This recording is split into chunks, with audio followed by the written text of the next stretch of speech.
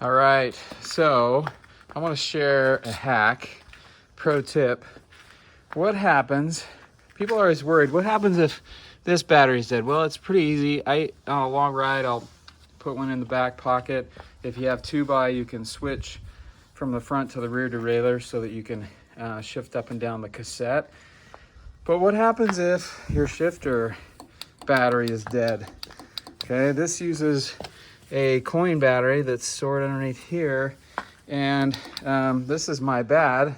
A few months ago, this battery died, and so I changed that. I noticed that this one still had some juice, so I'm like, let me just test it out.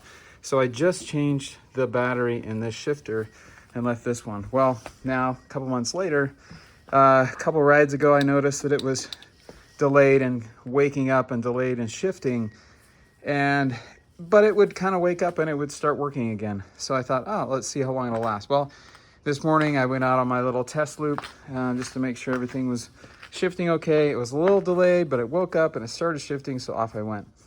Well, 2 or 3 miles down the road, and it was completely dead.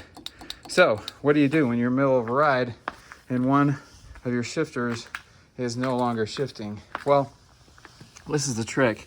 The axis button that is on all derailleurs, there's one on the front derailleur too, but in the rear, if you just tap it once, it will shift down the cassette into a higher gear. If you tap it twice fast, it goes up into an easier gear. So what I ended up doing was, and at the top of the climb in the middle of the ride, I would shift it all the way into the highest cog, and then I would just delay any shifting until I absolutely needed it into an easier gear up the cassette. So that was my trick to kind of make it home. I had to stop a couple times and get the chain down into the lower cogs of the cassette into a higher gear, and then I was kind of riding single speed style here and there, kind of paperboying it up some of the hills just because I didn't want to shift